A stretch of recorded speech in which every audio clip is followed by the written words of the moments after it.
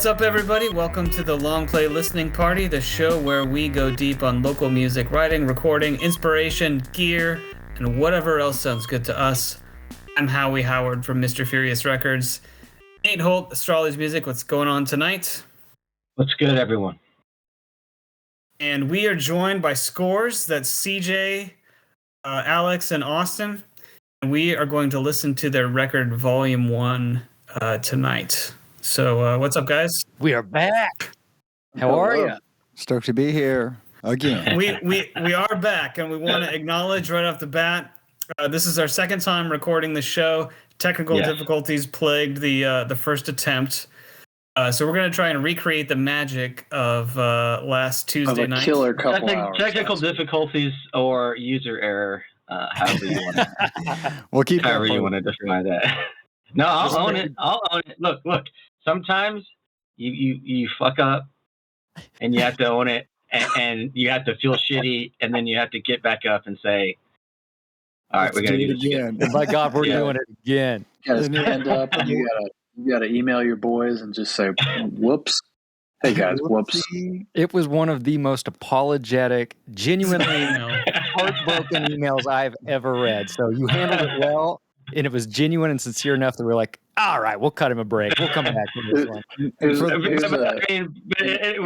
it was one of the better shows that we've done. Not that all the shows we've done haven't been great and fun, but like no, it was the best. We were feeling it was the best show ever, and we were feeling like this is gonna take us like straight to the top of the podcast rankings. And then there's nothing. We have a video.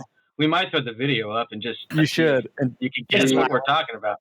Yeah, an inside view on our end of things. That night we were all texting like, "Man, that was a blast. That was so much fun." It was like for a while, and then the next morning I get a text from Austin. It's like, "Hey, did you check your email?" And I was like, "No." I was like, "Well, I'm glad you had time because we're going to do it again on Monday." Briefly, the biggest thing we got out of it was I think all agreed we forgot how good this record is. Yes, we hadn't heard it in a long time. Again. So 1 week later we're doing it again. Yeah, there's one service we can provide. I mean that's a really good one, and we're happy to do it. I think this will probably come up again, but like you guys, you're all established musicians. You've been in various different bands. Noise FM, Cowboy Indian Bear, Bonzo Madrid, Hembry. Am I missing big ones? I think that's the LCD Sound System cover band did pretty well for a short stint. There you go. You know, I don't want to give that one short shrift. That's true. And that kind of led to the creation of this project. They went hand in hand. I mean, yeah, and that tribute band. I mean, that was probably the best music we've ever played. Also the most profitable band any of us have ever been in. Also true. We were actually getting paid for shows. Yeah. Until LCD Sound System decided to come back and reunite. And I was like, well, there goes our lucrative tribute band career. Yeah, I guess so. That's maybe where Tom Brady got it. Yeah, exactly. That guy. Well, maybe take us all the way back to the beginning. And I think the first Scores riff, if I remember right, was an Austin bass riff in the basement. Do I have that? That is correct. Yeah. So for the listeners, we'll get to the track eventually, but the last song on the album was kind of the first demo that we sent to CJ. Me and Alex kind of came up with this demo. The song is called Alligators, by the way. Sorry. And that just basically started with a riff that me and Alex had started jamming on one afternoon that we thought maybe would turn into a Noise FM song. And then it got to a place where we decided, no, this isn't really a Noise FM song. The vibe's different enough that this should be its own thing and not, we don't need to nudge it into our realm, the Noise FM realm. So we had been talking with CJ for years, honestly, about doing some music together and sending ideas back and forth. So we just randomly sent that musical demo to CJ, who came back a couple weeks later with a great vocal melody. And then I think immediately all of us were like, well, this is pretty cool. Like we could pursue this further if we wanted to. And then 5 years later, we did. Did that feel weird? I mean, because you've been talking about it for a while, did that feel weird to or just like a milestone or something to send that first riff? Like, ooh, this might actually be something. CJ, when did we all first meet? What year? That was 2007, 8? Yeah, I was just thinking about that because that was something we didn't talk about. Was when we first met? Yeah, tell them that. It was a long time ago. This is great because the listeners, we didn't even tell this story last time on the long lost episode. We're doing a better. So we're off track. I think we lived together somewhere in that 2000, I don't know, 8 or 9 range. Well, no, because I live, So actually, maybe 9 or 10. I'm not sure, somewhere in that range. In Lawrence, Kansas, for those listening, in Lawrence, Kansas. We did. This is something I've talked to the boys about multiple times. But my first local show that I ever drove myself to, when I was old enough to drive, was in Topeka, where I grew up, to the Booby Trap, and it was. It was Podstar. Is that their name? Podstar and Primetime Heroes. The Wards, Primetime Heroes, and Austin and Alex's high school band called the Pond Monkeys. So my first local show ever was partially seeing. I didn't go there to see them. I didn't know you guys yet, but that's just funny. The small world aspect of it. Awesome. We were in high school at the time. That was our first. In our high school band, I believe those were our first out-of-town shows ever, and my parents drove us up to Topeka. It was our first out-of-town shows that were past an hour drive or something. Yeah. And our parents drove us to Topeka. We actually played the Booby Trap 2 nights in a row. Yeah, it was our first headlining tour. Yeah, and the first night was a terrible show. We opened up for some band no one knew. No one was there. And we're like, why are we playing this? You did a Booby Trap residency? Yeah, we did 2 nights at the Boob. Yeah. And then the next 2 nights at the Boob. And then the second show was Primetime Heroes. It was packed to the brim. It was wild. And that was the first, I think, taste me and Alex had of whoa, playing music's pretty fun. Yeah. Was that the one with Podstar too? Show, yeah. What's that? Yeah, that was Podstar's on that one. Did you guys know the guys in Podstar?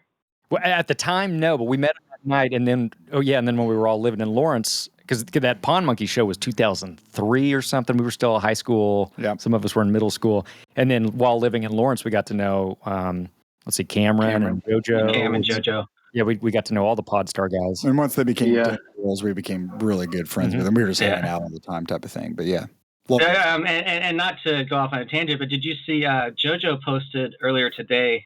Yeah. He's got a full ride to Harvard. That's right. Based on a thesis he did on someone telling Podstar how to write music as a band as opposed to individually, which I thought was amazing. And to know that man who we saw, the JoJo that I told me that JoJo's got a full ride to Harvard. I don't know. I'll tell you what, JoJo at Booby Trap and Podstar was quite a different man. He had a full ride to prison the rate he was going.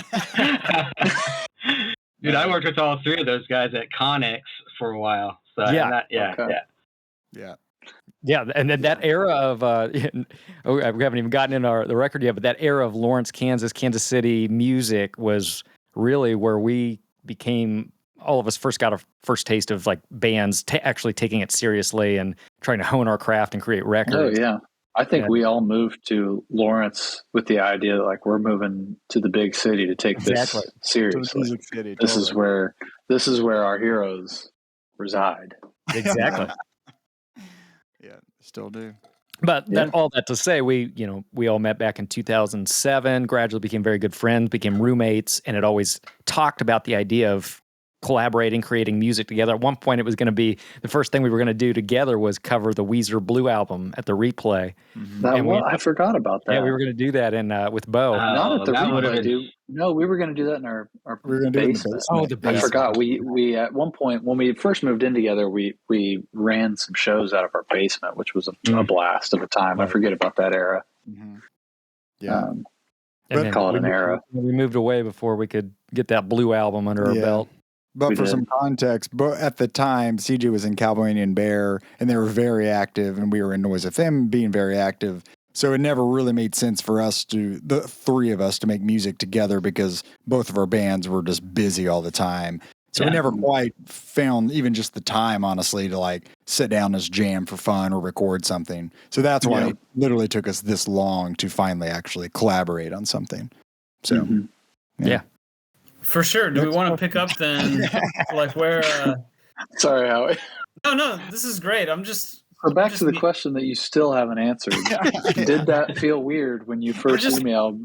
Oh yeah, you didn't answer that. What did that feel like to nice? I think it was I don't want to speak on behalf too much of Austin, but there was definitely a not a vulnerability, but it was definitely like, this could be a cool experiment. We're going to send something to an outsider for the first time, and by outsider, you're one of our best friends. So it wasn't that big of a stretch, but for us, we'd never really created something and been like, hey, here, you take this and see what you can do with it. Yeah. Well, there's definitely a level of trust to letting that happen. I think also the aspect that once you send it, it's out of your hands until it comes back to you. There's a level of trust that has to go with that. So it's like, on one hand, when I get that and I'm able to kind of work on it until I feel like it's ready to go back to you, that gives me a cool moment to like really flesh out whatever idea I have without any influence coming in on it. But then by the time I send it to you, then I'm sort of married to this idea, and that's like, well, I hope they like, it was interesting. I definitely felt nervous sending you guys stuff for sure.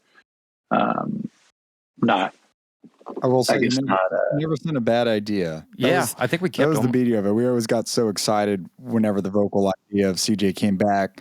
Like, we might have we'd like take a bit and be like, oh, this is great, but actually maybe this is the pre-chorus. And we kind of move stuff around from time to time. But overall, like, the ideas were so solid. We're like, oh yeah, this is now the song. Yeah, sure. The only issue we had on a couple songs was you sent too many ideas. And it was like, well, we can't have all, like, you had different vocal melody ideas on a couple different songs. We're like, well, this is a song of its own, so we just ended up cutting it out on a couple different songs. I think we just got rid of some of your ideas because they were just. I think I did sort of assume. I kind of forgot about that. I did kind of assume some things were going to get cut off the chopping block. So it was like, well, I'll just throw.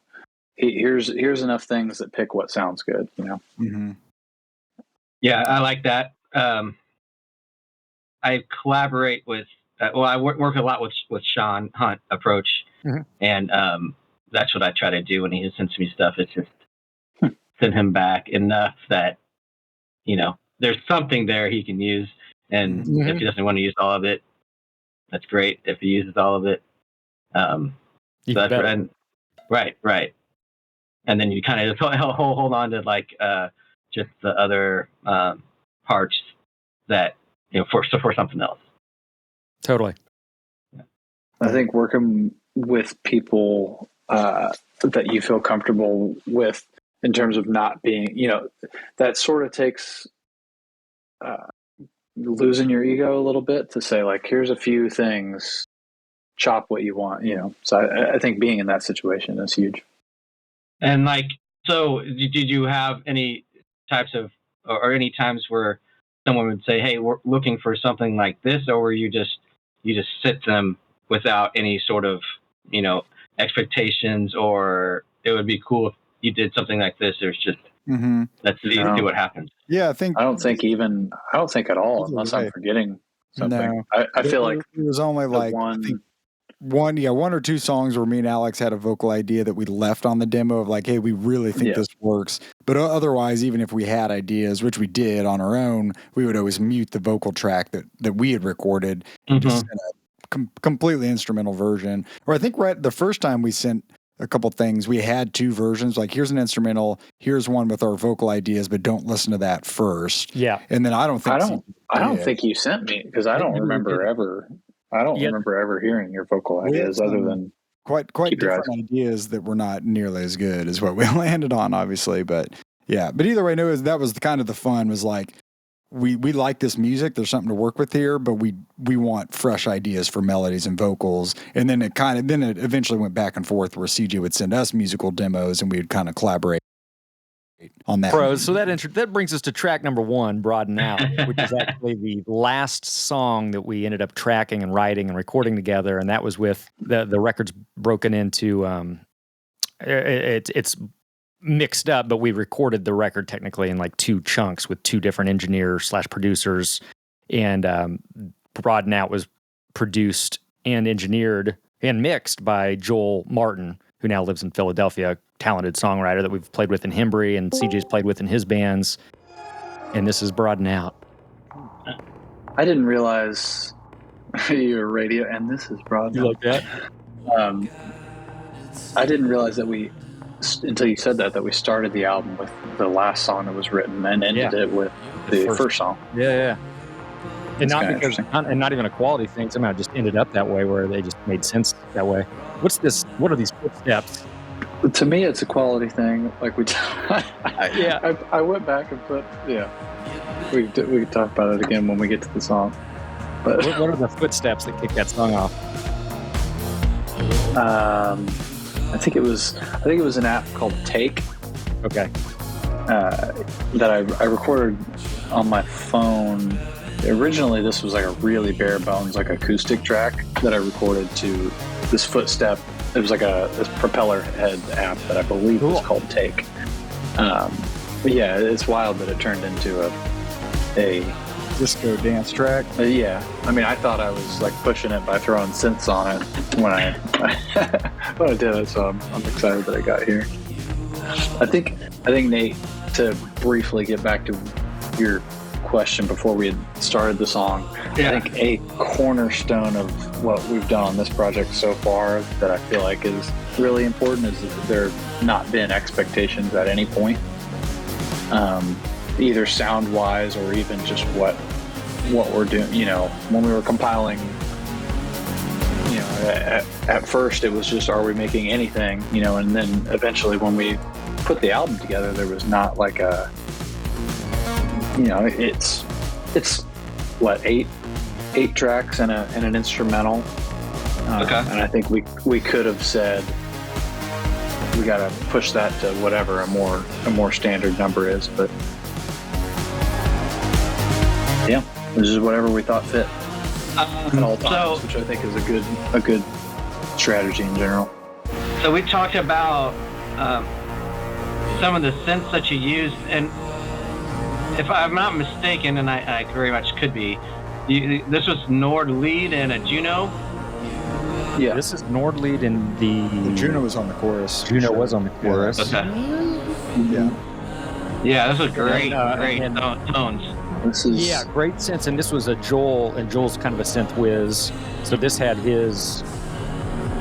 That chord. The other main key chorus line was Joel's keyboard. Yeah, but I can't remember what we were using.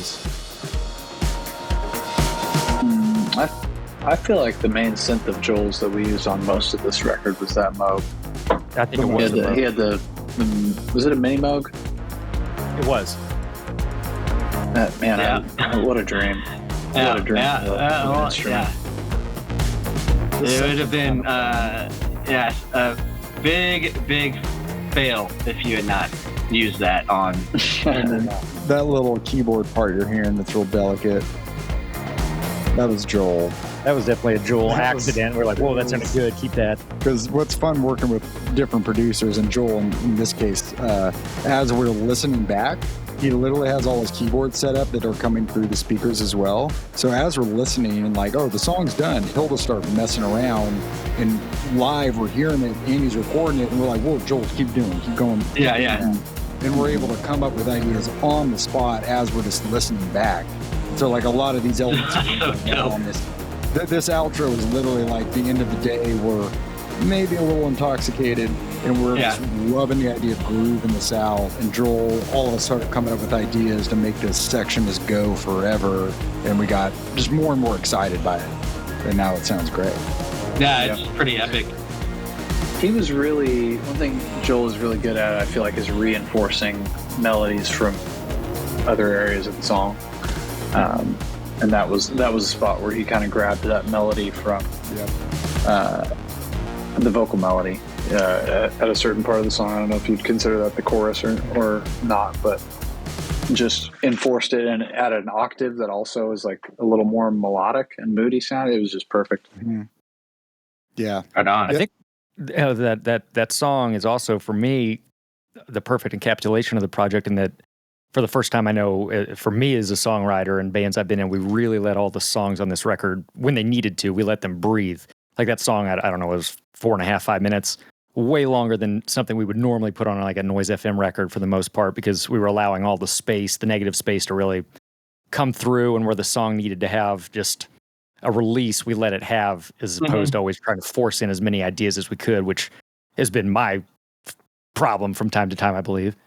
Yeah, it's a problem. But on top of that, I think that song, again, is a perfect example of just us having so much fun in the studio writing and recording the song. So when it came to that little outro that just kind of goes forever, and then we bring in this final nice groove, that was literally just us like not wanting the song to stop because we're later in the day. We've had a blast. We're stoned, and we were like, I don't want this song to end in the studio. We're pretty stoned, and that was the thinking of like I want the listener. They don't need to get stoned, but I want the listener to just feel it. And we all felt that. We're like, well, keep it going, keep looping it, and then you bring in these ideas. And like CJ said, Joel's great about mixing in ideas from earlier, and it just felt good. I think also. Sorry, go ahead. No, I was going to say it's kind of takes an idea from, I mean, not that I listen to like a whole bunch of trance music, but the idea of there just kind of being a repetition and a groove and something just that it's not something that you're like locked onto. It's just, it kind of lets you, I don't know, like, I don't know what feel it, kind of. Well, it rides long enough for you to enjoy the sort of space. Like, yeah. And I think we chatted about this, even in the band or in this project, LCD Sound System, an inspiration for us, but maybe the music has elements of what LCD Sound System does. But one thing I really like about LCD Sound System is that they let the groove ride. And then the differentiation is they bring and then take out different layers. So it's not like, you're not changing massive chord progressions or anything. It's all about the groove. And then you build or decrease intensity just by the layers you bring into it. I think a lot about the trip that we took before the band to Europe. I think it specifically influenced that a lot too. Yeah. Like I know you've talked about. Let's talk about that again, because I was kind of thinking the same thing with that outro and that kind of Berlin influence that you guys talked about. Mm-hmm. Mm-hmm. Yeah, it wasn't just. I definitely the club we spent a full entire night at a full day in Berlin was a huge influence as well. But also, I think about a bar that we spent a lot of time in Amsterdam too. Like we honestly just danced and had a good time that whole trip, and there's just there's just a little different mindset. I feel like maybe I'm projecting, I don't know, there's a different mindset to dancing there, and it is just they will just set a groove and let you enjoy that for a good long while, and it's not like pumping through the hits. It's not, there's nothing else other than setting an atmosphere to let people do drugs and dance. Well, yeah, kind of. Oh man, I see posts from DJs like I'm doing a 9-hour set next weekend. It's like 9-hour set. All right, that should be plenty of time to do drugs and dance. 9 hours. No, that is a good point of the difference, though. Like, so I kind of I'm forgetting what we talked about last time, what we're talking about this time, but a little more context. Me, Alex, and CJ did a backpacking trip to Europe in like 2016, but we'd always talked about doing a trip like that for several weeks, kind of all around Eastern Europe, Berlin, Budapest. We went all over, but the one reoccurring theme was that, well, A, we're having fun, and B was that music, like dancing, like all the cities we went to, that's just their vibe. It's not like we were purposely seeking out a club. That's just kind of their vibe. When you're out and about, it's very music oriented. It's music forward. But like CJ said, it's not the hits. It's not just the top 40s chorus and they're going from one to one. It's not at all instrumental groove for 20 minutes because that's all the people want over there. They just want to feel. They want to groove. So that was walking away from that trip. We talked about it by the end of the trip. Hey, like this is what our little band project needs to be. It needs to be a groove. It needs to be just a feeling the music rather than a song necessarily. So like that song that we just listened to is we think the perfect example of what this project was set out to do is mix European club music with organic rock that we're doing. Pop song or something, I suppose. I don't want to overly generalize, but it definitely seemed like on that trip, I think found that the nightlife culture in Europe, especially the areas we were in, is definitely more music centric. It revolves around either a live band or cool DJs. Like no matter where you go, it's just live music is much more common, and people are more willing or open to new music they never heard before, and just like Austin said, they just want to dance. And that was something we tried to capture on the whole record, I think, when we came back too. Like let's take those influences, the things that we saw, and we're gonna do our version of that. Yeah. I think last time I mentioned I heard some Phoenix influence Definitely in there, maybe a little bit of Passion Pit, which I think they're from the States, but they still have that dancey, synthy music. So yeah. I just think there's something to. I know this sounds like a really like a doing drugs ass thought, but like I think there's something to a groove being so long that you set yourself into it. You're dancing for a while. You get so comfortable that you kind of forget, and then at some point you come out of that and you're like, oh, I'm still feeling good here. I think that's a meditative sort of place to allow yourself to get to. Yes. The only problem with some of these songs is that we had to end them. They could have kept it. Look, I'd be in for extended dance mixes of pretty much all of this. So I'd love it. Yeah, man. I mean, and honestly, Howie, that you mentioned it. Yeah, man, I might hit you guys up at some point and see about like a remix of one of them or a couple. Oh, heck yeah. We've got the stems for at least 4 of the songs, and then we'll never get the I was going to say, it depends how many of the files we have. What did we receive? Yeah. But building off that idea of the groove, if we ever were to be able to take this to a live setting and play a live show, I think all of us love the idea of like maybe we even, say it's a 45-minute set, we just do like 4 songs, but each song is we drag it out, and it feels, not to keep mentioning, but like an LCD show where like they'll take a song that everyone knows, but they just groove it forever, and they add in new elements that aren't even on the record, and you just kind of experiment with your own song. That's kind of our thinking. Got it. You go back for 2-night residency at the Booby Trap. Do 4 songs one night, 4 songs the other night. Cover the album, record it all. Actually, a wonderful idea. If our debut scores performance 2 nights at the Trap, and just 4 songs. I'll tell you what, those people would dance. The people that go to the Booby Trap would have a great time. We would not suffer a situation where people are too cool to dance. They would be down. Oh, that's so funny. That's true.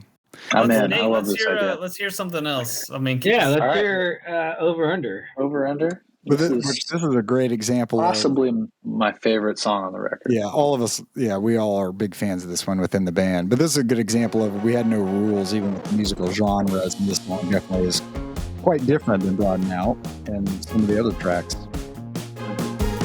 This one always makes me feel like it's like a spy. I would describe it as spy rock. It feels like you're in a spy movie, like a James Bond surf rock song or something. Yeah. Did you guys ever see the movie The American? Yes. With George Clooney. This is what this song reminds me of, specifically. It's a fantastic movie. It is really good. I think Royce even mentioned last time this sounded like an 80s sci-fi soundtrack. Like they're just like a chase scene in a like you said, a spy movie. This is a funny one lyrically too. This album or this song I feel like is like pretty stream of consciousness as far as where I was at that moment, which was a lot of this was written on. I think we traveled by, for the most part, bus around Germany, is where a lot of this one was written. And I had just met who is now my wife before this trip, and I was just had a great time with her. We had a couple nights in a row, like literally the nights before I left, where we threw on Soul Records and danced all night, ate pizza late night. It was just great nights. And then met up with my best friends in Europe. I was feeling great, and I just could not stop thinking about her. And so I was so excited when we finished the song to play it for her, and her response was just like, "This kind of gives me a headache," which I was a little bummed about. Hurt my feelings. No, I'm fine about it, but it does make me laugh. I'll never. Yeah. Man, it's got some real Tom York vibes. I would definitely hear that in a lot of stuff. And that change from the verse to the chorus is beautiful. I love that change. What's the octave effect you put on your vocal, CJ? That's kind of I don't want to say high and a low. I don't want to say signature CJ move, but I know you've done similar effect on some of your solo songs, even in Cowboy, and I really like the otherworldly feel of like one panned hard right is like an octave up, hard left is an octave down, something like that. I can't quite tell what you're doing, but it's awesome. Yeah, it was you just pretty much broke it down right there. Well then, all right, then I know exactly what it is. Yeah, no, it's just. Did you need us to cut that out of the show, man? No, a lot of that is from still a holdover, which makes me feel like such an old man. But my Dark Twisted Fantasy, or whatever, my beautiful Dark Twisted Fantasy, that Kanye album is just similar out of this world. Is just one of the best produced albums I've ever heard. And the cool thing is he's still making great music. Yeah, super level-headed dude, doing great work in the world. He's a genius, man. He's a genius. That's true. Mm-hmm. But yeah, that was a vocal effect that he used a lot. He also used it a lot with guitar. He would play like a really fuzzy guitar or bass and octave shift it both ways and pan them to both sides, and it was just super cool sounding. Yeah. That song was very much an Austin song. We started in the Chicago basement. Austin had the bass line and the drum rhythm, and we just kept looping that, and then I kind of came up with the repeating over-under thing over and over again. I think that was me too, but it's okay. You can take credit for it. I was saying over-under, that's right. Yeah, you were just saying over-under. I was like, dude, stop saying that. No, but we had a bass riff. Alex was a betting addict at the time. Yeah.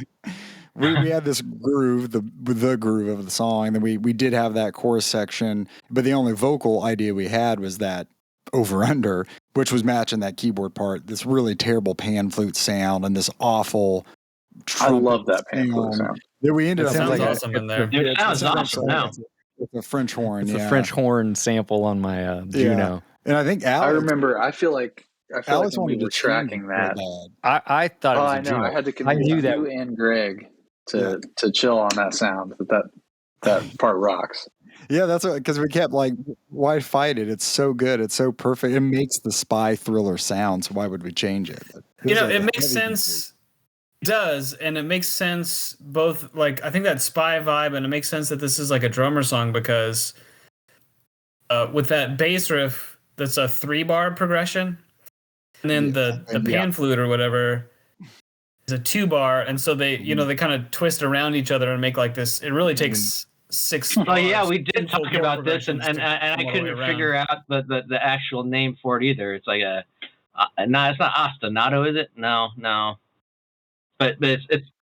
We couldn't tell you. Yeah, you guys are gonna have to do the research. I think you just got Austin's new nickname. I don't know if that's the correct term or not. I do not think that's the correct term, but yes, Howie. We mentioned that last time because because of how cool, just how it matched up, and it sounds like it's the same thing, but when you listen to it, it's not. It's just it's really cool. The bass part loops like 2 times within 1.5 measure, and then it starts over. So the drum, if you break it down, a 4-beat measure, it takes 2 of those measures to get through like 3 of the bass line or whatever it is, which, it works now, but we really struggled with the structure of this song because it's so hard to get out of that bass groove loop. We would get stuck in there a lot. We get stuck in it. So for a while, we had these different versions where this went forever, and we didn't know how to like end it. But then in the end, and we kept trying to squeeze in other parts, which is what that's where we were going wrong. And in the end, we literally just had you have part A and you have part B, and you go back to part A, and that's the whole song. Totally. Mm-hmm. Once we figured out that we didn't need anything else, like just let this bass line go forever, and then we'll. Well, and that B part is, like I said, that's the coolest change. Yeah, that B part, that's crucial. Yeah. I want to point I think the key to it working is you send it to a guy that knows absolutely not a damn thing about music. So I'm not fighting within the confines of knowing at all what's happening here. Your vocal parts and lyrics came back so good, and it'd be remiss if we don't mention that it's one of my favorite lyrics of all time. The rooftop, flat Earth with some Germans. Oh yeah, specifically about a night on a rooftop in Leipzig, Germany, hanging out with a friend that you knew who lives over in Germany now. And I can't believe that worked out. Having the wildest conversation where someone was explaining. That was when I found out that flat Earth was a thing. Yeah, and you worked it into a lyric, and it's fantastic. Love it. It was remarkable. It was a remarkable moment for me. Flat Earth is true. You discovered the Earth is flat, is what you discovered. Yes. That was a life-changing moment for me when I realized we had traveled halfway across the flat Earth to hang out with my friend from Manhattan, Kansas. Yeah, that's truly not halfway, but so that what? Oh yeah, we were talking about over under. So that dude, I'm pretty sure I told you guys this last time, but I can't remember. He ran what was the Ghost Parlor in Manhattan. I don't know if you guys ever played at that spot. It was an awesome house venue that we played in a number of times, and I couldn't believe that we were able to meet up with him. That was just a wild time. It's weird seeing a friend from Manhattan, Kansas, in Leipzig, Germany. Yeah, we never played the Ghost Parlor, but where we did play, and it was the first time I think we played with Kennedy Luck Club. Your band was at. It's no longer there. Is it? I can't believe we got a second take at the show, and you brought that band up. Kennedy Luck. Yeah, I cannot believe. Listen and look up CJ's one of CJ's earlier bands prior to Cowboy Indian Bear. Kennedy Luck Club, fantastic band. Best. As long as I don't listen to it, because you said it hasn't aged as well as I think. Maybe. It did not.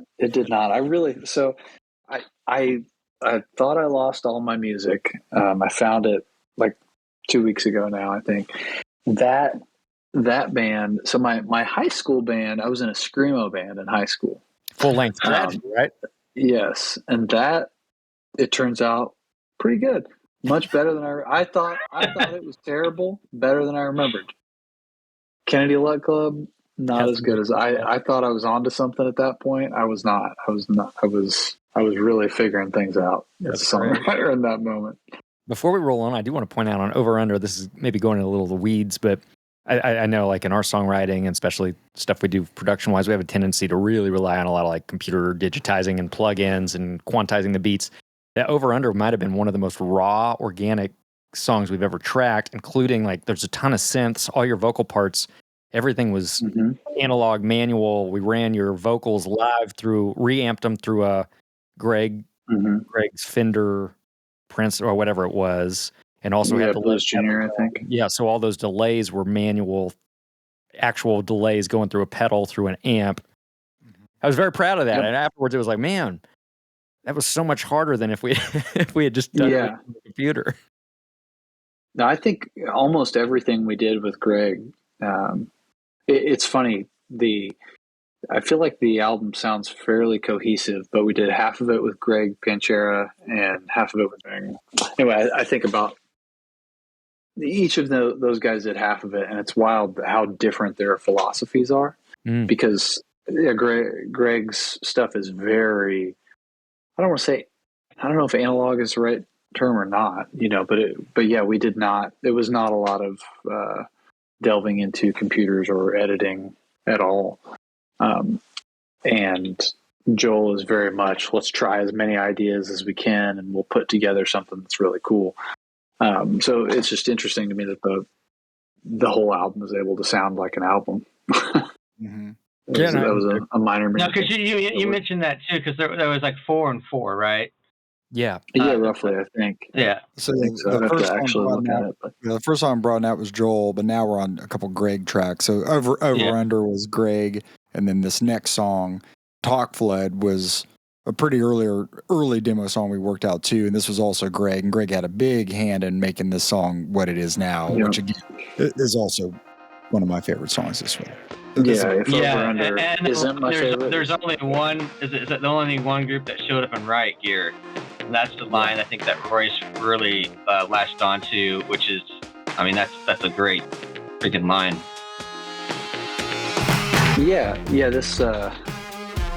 This song was intense to write. It was kind of intense to record. I think. Kind of a doomsday apocalyptic disco song. For sure. Yeah. It got that crazy sax in there too. Yep. Dirty sax. Yeah, I think this little bass guitar part you're hearing was the original idea, and then Greg thought it was too generic and cut it up, and then added in this sick low end that we just kept taking the octave down lower and lower on. Like we had recording, we're like, go down another octave, and that's why it just rattles. Like you barely hear a note. It's just this like low rattle. But Greg, again, to his credit, he kind of made this riff. He put between the low synth and the live bass that he cut up. He made this happen like on the spot, and we're like, whoa, this is now the song. Yeah, it's a banger. He turned it into a banger.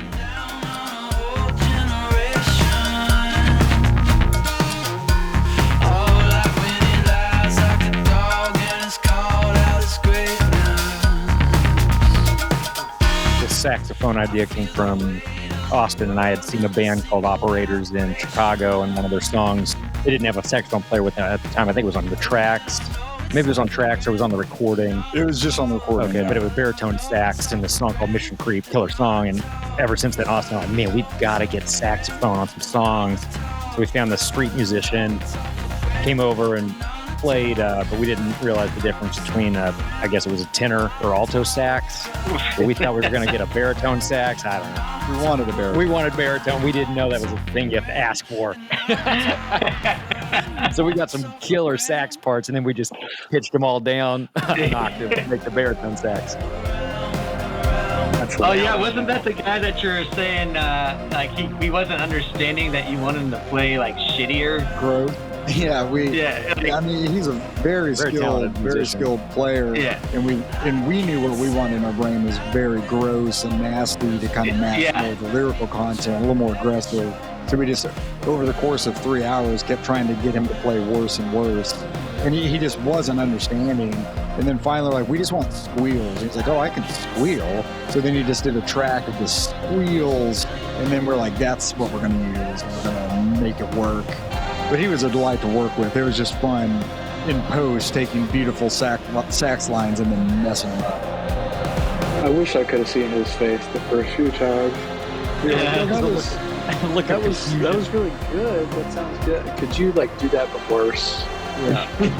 Just do that a little worse.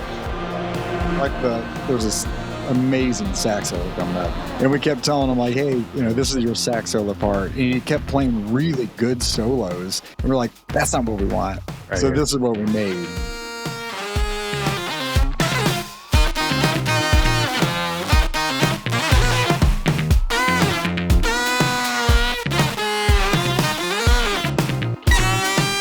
Part genuinely brings me so much joy every time. So I love it.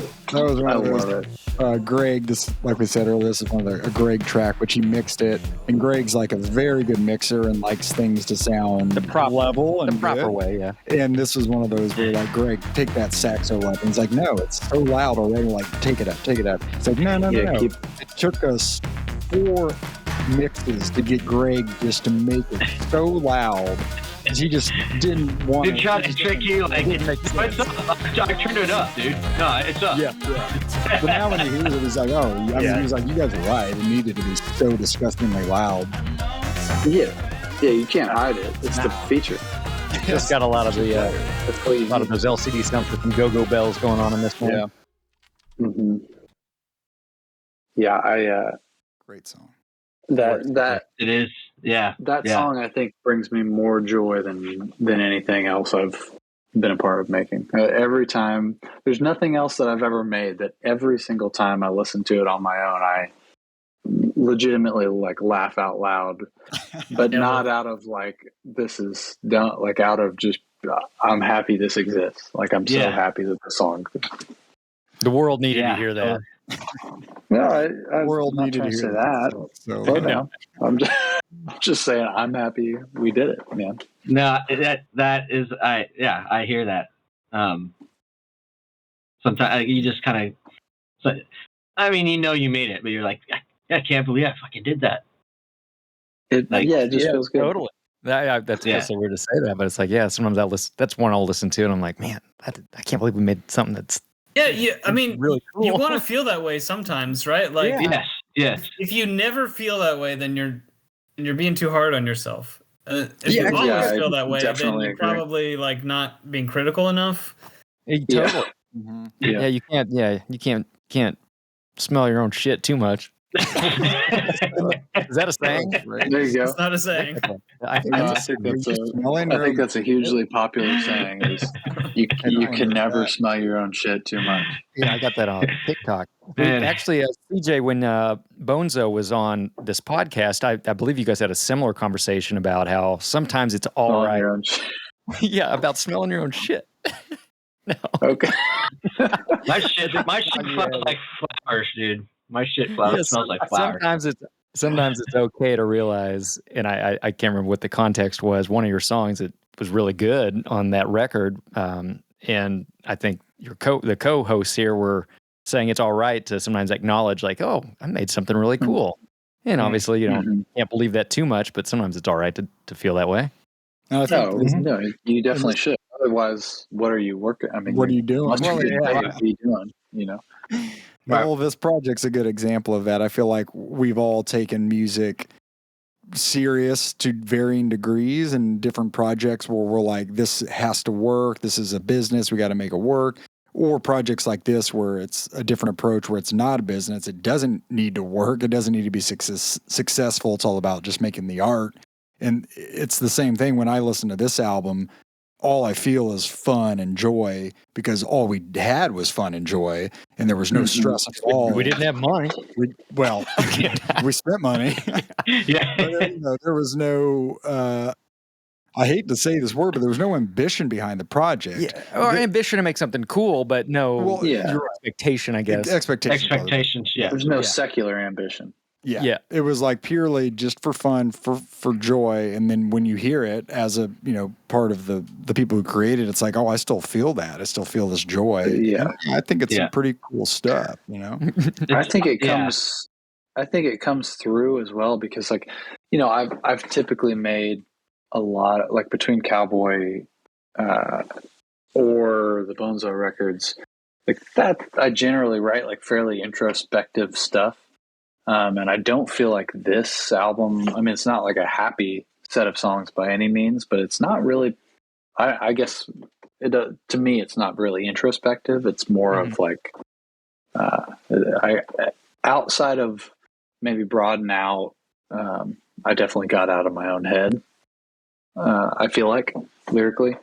And I feel like that also contributes. I feel like that worked better for people, Yeah, I mean, and honestly, I have to make a conscious effort to really get to the lyrics if I don't really understand them or can't exactly hear what's going on, because I respond a lot more personally just to music initially. And how the music makes me feel. And when I hear the lyrics and maybe the song, maybe the songs makes me feel great. And then you hear it, you read the lyrics and you're like, oh, but it gives another layer to it, and it does increase your enjoyment of it. But I guess I'm one of those people where the lyrics don't necessarily hit me immediately as much as the music or the sonics do. I'm in the same boat, Nate. That's always been my. I'm if I hear something cool, I can overlook some real bad lyrics because I'm not really paying attention to the lyrics anyway. I'm all about the music. Right. And I know. And CJ's very, very lyric forward, and like we obviously had what we thought was cool music, and then the fact that you wrote lyrics that were so thoughtful and really good. When I found out what you were saying, I was like, well, that just makes it does. Make when I found out, it elevates the song even more. So yeah. And that's kind of the when we talked to CJ before, and we're kind of just gushing over how much we enjoyed the record, but then hearing kind of where you were personally when you made it, it was kind of like, whoa. And I mean, obviously artists, you make things from all kinds of situations that you go through, but I guess it didn't necessarily hit me how much of yourself you put into that record and how much of a toll it kind of took on you. Just when I'm listening to it and just enjoying the record for what it is. That's interesting. Because to me it feels very much like it's not even that I assume people understand everything that I'm saying or hanging on to each word or anything like that, but I feel like I write in pretty, I guess sometimes I've been self-conscious about how depressing of stuff I write, even though I think that that's probably just most lyrics are not written from most of the lyrics written from a happy standpoint are pretty silly. That tends to be. For whatever reason, I would love to write a really positive, awesome, happy song. I've tried a number of times. Very difficult. I've got a couple, but it's just Michael Ferrante record or something. Mm-hmm.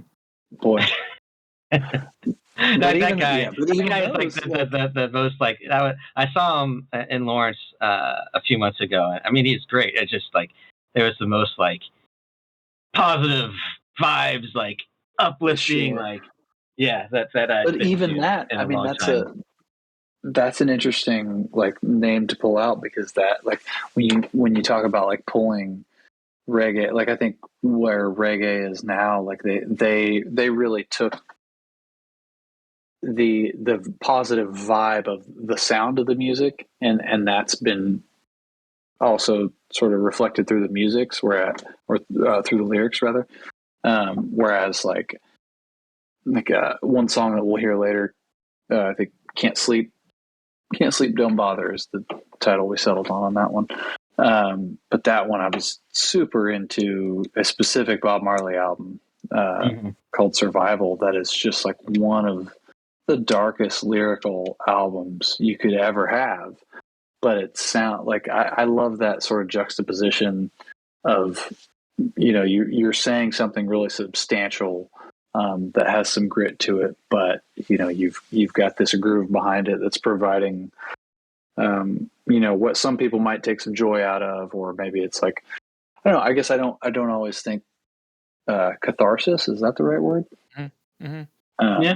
I don't always think that has to be, it doesn't have to sound like you're trying to get something out. Yeah.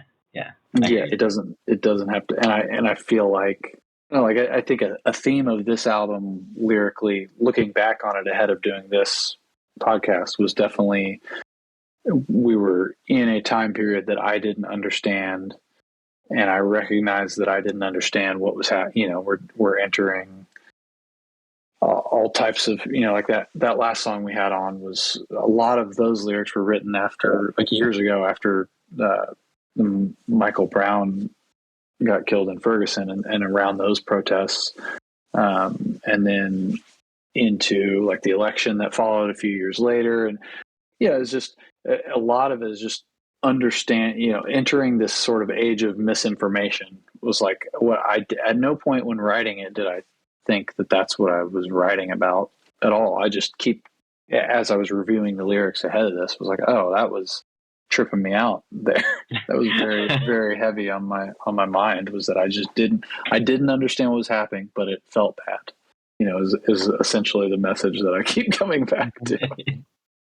This doesn't feel, something doesn't feel where the right. craziness of meeting that flat earther, like, takes that dark turn, right? Where, like, it sounds kind of silly and just like, well, that's a weird thing to think at first.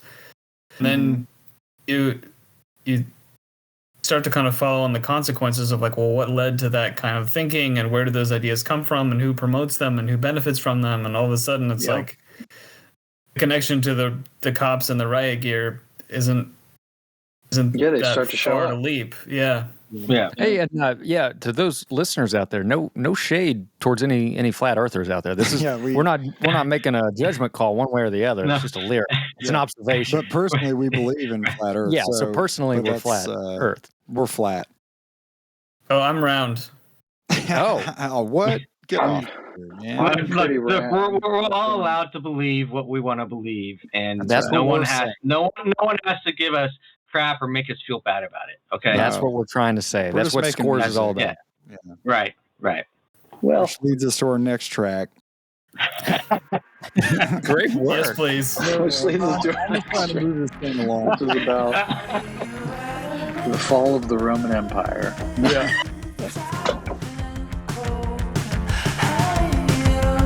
Now we're back to Joel Martin producing, engineering, and mixing. And this was tracked in Lawrence above a garage, right? At Joel's makeshift studio. No, this is at the Coop, far north Lawrence. Yeah. I'm pretty sure this is one of the later sections. This is a perfect example.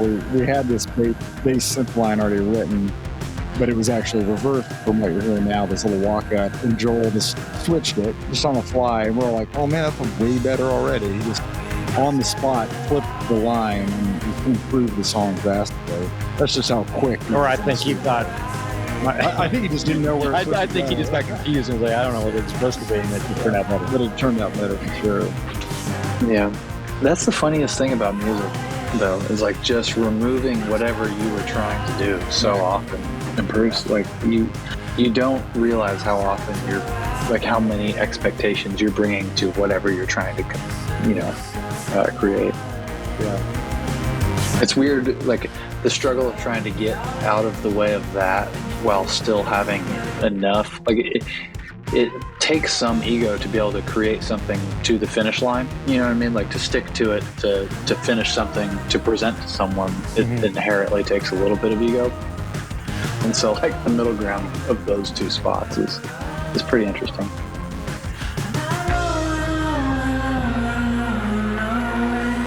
What went hand in hand with each one of these songs is part of the idea. This came later in the development of the record, but it was Austin and I especially had been talking about how cool it would be to have a visual component for every single song, a music video for every single song. And that was something that we worked on, obviously, kind of finished up during COVID, but there is a visual component or a music video visualizer that goes along with every single one of these songs that was released simultaneously. Part of the art. That's really cool. Yeah, and actually, if you go to YouTube, we ended up making a full album stream of a complete visualizer in one track. So it's like you put it on, and it's a 40-minute video that's the album with a visualizer all the way through. I don't know that anyone's watched it except for me, but it's pretty tight. Yeah, it turned out good. I think we're linked to it. Yeah, because I want to check it out. And I think it's fair to say the three of us are album people. Like I mostly listen to music when I'm jogging. That's just when I do it, and I listen to an album from start to finish. And that was how we thought about these dispatch of songs. And obviously, we're breaking them up track by track, but we spent a lot of time on the sequencing, like that every song, for the most part, blends seamlessly from one song into the other, and it's clear and it's structured in a way that we wanted it to convey the mood that we were trying to get across. I think we're album people. Yeah. No, that's visual. Sorry, go on. No, go ahead. Oh, I think he was going to say how rad that song was. Oh, me? Yeah, that was a rad song. I was going to say that too. So yeah. I was going to say, speaking of the visualizer aspect, the whole idea there is that, yeah, you can listen to the album, but you can also watch some very trippy visuals to enhance it. The thinking is that, push your couch back, crank up your speakers, and dance, and it's almost like a light show because the visuals are very bright, poppy, lots of what's the word I'm looking for? Flash strobes, lots of strobing lights. lots of flat earth references. Lots of flat earth shots. But yeah, the idea with the visualizer is to crank it up and dance in your living room, smoke a J if you got it. Because that is, believe it or not, that's something that we do regularly. We'll put on like a full concert that's on YouTube, or we'll pay, like, especially during the COVID era, we kept buying tickets to like virtual and Zoom concerts, and we would dance literally in our living room and watch stuff. And I don't know if that's the norm for most people, but that's awesome. No, we do that. Me and Mel do that. That was like the first way that I started putting. I had a baby this year, as everyone on here knows this. It was like, surprise, boys! I got a baby. It's yours. No, I think Fish does something like that. They have like a interactive element to their live shows. Like fans can join in on. I don't. So I saw some guy like was able to join in on guitar on something. It cool. I like that stuff. It was something that was really kind of exactly. It was just a neat way to just enhance the experience. That I mean, technologically you couldn't have done it. A few years ago. There's a lot of downside to this whole COVID thing, but hopefully some neat things that came out technologically will carry over, especially in like the music aspect of it. Yeah, I saw something. This could be entirely false because, again, we're in the age of who knows. I saw something about Zoom reducing emissions like whatever amount more than electric cars, and I was like, that's a trip to think about. Wow. Just what COVID brought was everybody staying home and the change that brought emissions. Totally. Anyway.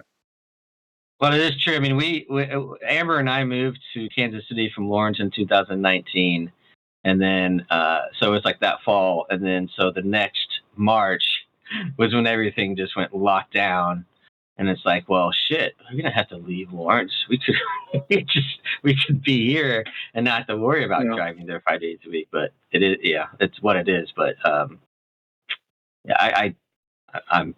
glad I live here. But it's been an interesting 2 years of what the fuck's going on. Of reduced emissions. Yeah. Reduced emissions. Right.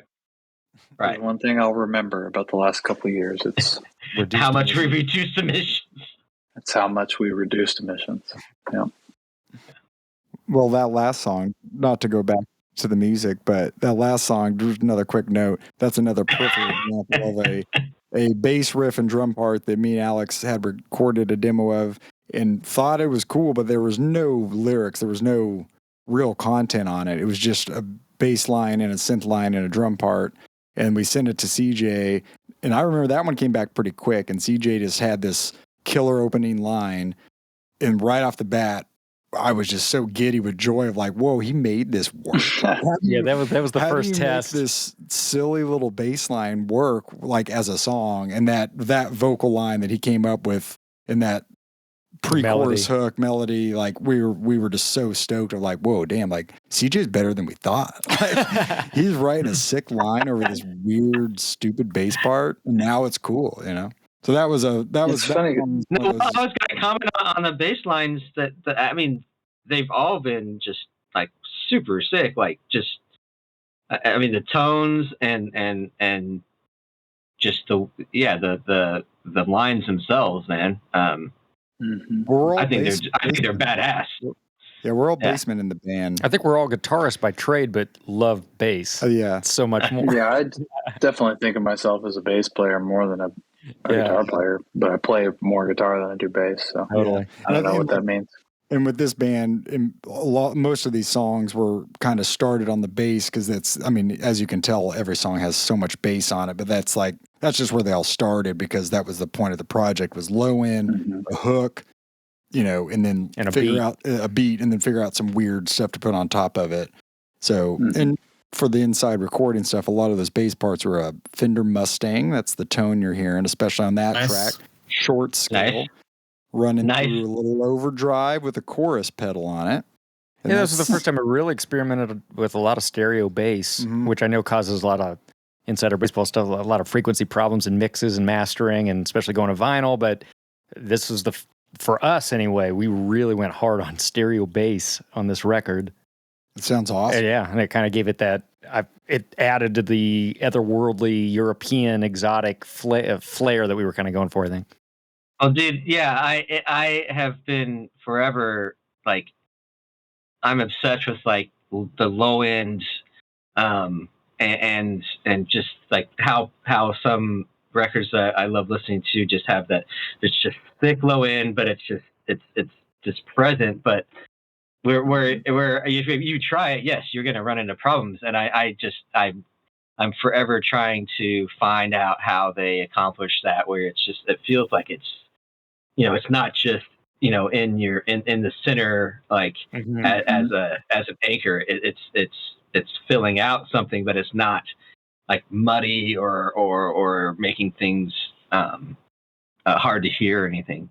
Yeah, the low end on this record sounds like $1 million. In part because you spent, I think, almost $1 million on it, so that does $2 mil. $2 mil. Yeah, but no. We all did put a lot of time into the bass tones for sure. For the listeners, you've heard the first half of Score's album, Volume 1. It's out on Bandcamp and all the streaming platforms. You can order a physical product. I got the CD version myself, so that's what I recommend. We're going to take a break. We'll be back with CJ, Austin, and Alex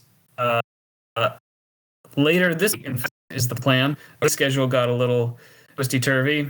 So, we'll be back soon. And whose fault is that? Volume 1 from Scores.